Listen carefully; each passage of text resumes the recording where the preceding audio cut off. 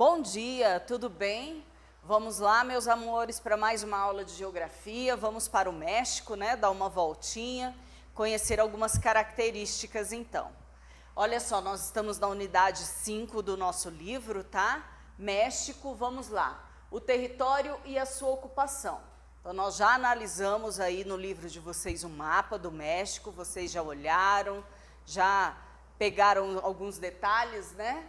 Então, olha só, cerca de 75% dos mexicanos vive no Planalto do México, que apresenta solos férteis de origem vulcânica e climas favoráveis à ocupação humana.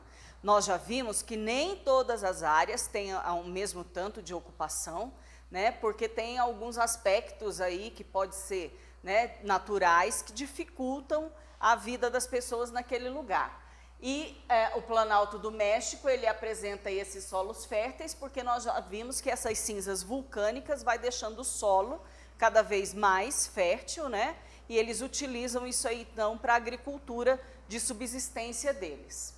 O Planalto do México, ele é cercado por formações de maior altitude, que são prolongamentos das montanhas rochosas, que vocês já encontraram aí no mapa, e recebem as denominações de Serra Madre Ocidental a oeste e de Serra Oriental a leste. A cidade do México, então vocês estão vendo aí essa imagem linda no livro de vocês, né, da cidade do México. A cidade do México é a capital do país, com problemas típicos de qualquer cidade grande, gente. Né? Ela vai ter aquela parte dela desenvolvida, ela vai ter aquela parte dela onde vai ter uma infraestrutura, uma qualidade de vida melhor, e vai ter aquela parte da cidade onde vai ter falta de infraestrutura, índices elevados de poluição, trânsito caótico, enfim, todos aqueles problemas que qualquer cidade grande apresenta. A população mexicana, ela é formada predominantemente pela miscigenação de ameríndios, né, e descendentes dos colonizadores espanhóis. Então, conforme a gente vê aí nos filmes, nas reportagens, né, os mexicanos, eles têm uma característica forte.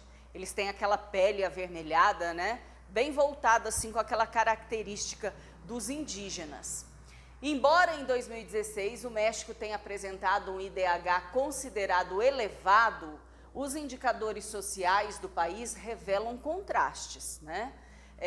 Ela mostra aí que ainda existe taxas bem grandes de analfabetismo, de mortalidade infantil e mostra aí lentos avanços sociais. Então, ou seja, né, mesmo com tudo, com essa taxa melhorando, a realidade não é bem o que as taxas estão indicando. A estrutura etária do país apresenta um elevado percentual de jovens, apesar do declínio registrado nas taxas de fertilidade.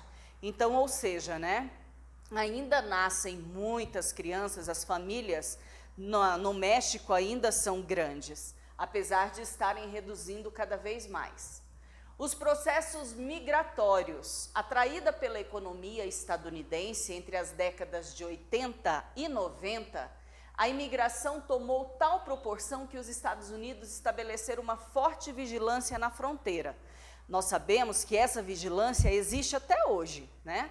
Tem uma parte da fronteira que é construído um muro lá gigante para dificultar a passagem deles, e tem aí uma fiscalização bem rígida, porque muitos tentam passar essa fronteira.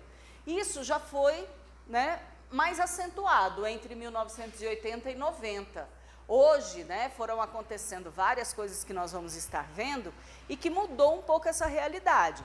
Mas eu não estou falando que eles não tentam chegar até os Estados Unidos. É uma realidade que acontece até hoje e não é só os mexicanos, né? Nós sabemos que muitos brasileiros, né, pessoas de vários outros países também, aqui da América do Sul, tentam entrar para ter uma vida melhor, né, lá nos Estados Unidos. E são conhecidos como os imigrantes ilegais. A reversão da imigração. Preocupada, então, com essa questão de muitos mexicanos, né, e vários outros entrando, né, no solo norte-americano, e eles preocupados com isso, porque recebendo muitos imigrantes ilegais, eles começaram a pensar assim em algo para poder segurar os mexicanos, né, em solo mexicano mesmo. Então aí o que acontece? Isso já foi desacelerando um pouco com a crise econômica que se abateu nos Estados Unidos, né, e que a oferta de trabalho caiu muito e que muitos tiveram que voltar para os seus países de origem.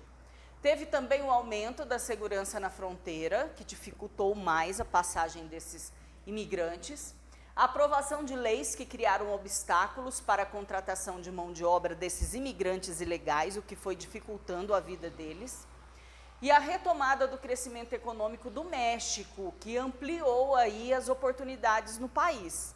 Então, muitos jovens que tinham aquele sonho de ir para os Estados Unidos para melhorar de vida e ajudar até mesmo a família que tinha ficado no México, eles foram vendo novas oportunidades para poder continuar lá no México mesmo. Então, olha só, uma economia diversificada. O país apresenta, então, uma estrutura produtiva e diversificada, com atividades industriais extrativas e agropecuárias. O petróleo é o principal produto de exportação. Tem também o turismo, que representa uma das principais fontes de renda do país. Nós sabemos, né, que tem aí, vamos dizer assim, várias construções, né, do Império Maia, que são visitadas pelos turistas, praias maravilhosas. Então, eles têm aí uma grande presença, né, do turista, que ajuda muito aí na economia. A economia mexicana está fortemente ligada dos Estados Unidos, graças ao NAFTA, né, que desde 94 integra aí comercialmente Canadá, Estados Unidos e México. E a maior parte das exportações do país é destinada aos Estados Unidos. Então, quando a gente fala em NAFTA, Canadá, Estados Unidos e México, nós sabemos que o México, em relação ao Canadá e os Estados Unidos, está em desvantagem, né? Então, eles têm aí livre circulação de mercadorias, mas não têm livre circulação de pessoas no acordo deles, porque senão os mexicanos, né, não teriam esse problema em questão da fronteira, eles poderiam ir e vir. A industrialização mexicana se intensificou a partir da segunda metade do século XX, com a entrada de capital estrangeiro no país, que foram atraídos pela oferta de mão de obra e matérias-primas baratas. Então, o que acontece? Essas empresas transnacionais, né, começaram a se instalar, então, em solo mexicano. Então, eles tinham mão de obra barata e matéria-prima. E o que acontece? Os Estados Unidos e outros países começaram a instalar as suas transnacionais, e isso foi fazendo, então, com que os mexicanos foram se fixando. Por quê? Os empregos que não tinha passaram a ter. Então, por isso que diminuiu muito essa questão dos mexicanos em relação a ir para os Estados Unidos, porque foi tendo emprego para eles, eles foram ficando no país de origem, né? E muitos preferiram ficar por ali mesmo, ao invés de se aventurar ilegalmente, né, nos Estados Unidos. Vamos falar um pouquinho sobre as maquiladoras. Olha só, com o objetivo, então, de atrair capital estrangeiro e, com isso, ampliar o parque industrial mexicano, na década de 60 foi criada uma zona franca na região fronteiriça com os Estados Unidos e o México. Então, o que acontece? Eu falei durante a aula para vocês que isso é praticamente uma zona franca de Manaus, né? As indústrias se instalaram nessa região das maquiladoras, elas têm uma legislação especial, no qual os impostos, né, são bem reduzidos, então elas recebem peças dos Estados Unidos, e aí o produto final é montado em solo mexicano. Então, isso ajuda bastante, beneficia muito mais, né, a população de forma geral, e principalmente os donos das empresas, que têm um lucro bem maior. Então, isso incentivou esse parque industrial, essa formação desse parque, né, oferecendo aí emprego, então, e uma melhora muito grande para os mexicanos. O extrativismo. O país dispõe de grandes reservas de petróleo, gente, principal produto de exportação. Só que o que acontece? O petróleo extraído do México, ele é muito pesado e exige um refino especial, ou seja, né? São máquinas mais especializadas para esse refino, o que vai sair aí um pouco mais caro, para que esse produto seja aí transformado em gasolina, óleo diesel, né? Então, por ele ser esse produto mais pesado, ele vai precisar dessa refinação, vamos dizer assim, melhorada. Grande parte da produção é exportada para os Estados Unidos, né? Porque como eles fazem parte aí do NAFTA, ele tem até uma certa preferência por isso. Os mexicanos visam estimular a exploração de petróleo em águas profundas e eles tentam também a extração do gás de xisto. O gás de xisto, né, é uma rocha que, quando ela entra em calor, ela libera um óleo que é transformado em energia. Os Estados Unidos já exploram muito o gás de xisto e o México também já está começando a explorar o gás também para estar ajudando aí na economia.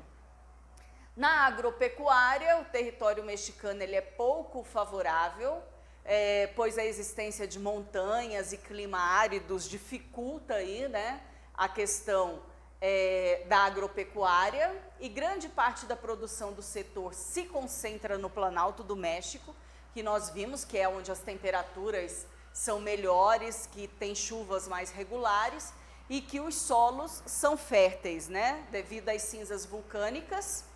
E com o NAFTA, o México passou a importar grande quantidade de milho dos Estados Unidos, né? Então, o México já produzia, mas de acordo com o NAFTA, ele passou aí a comprar, né, para poder manter essa aproximação dos Estados Unidos.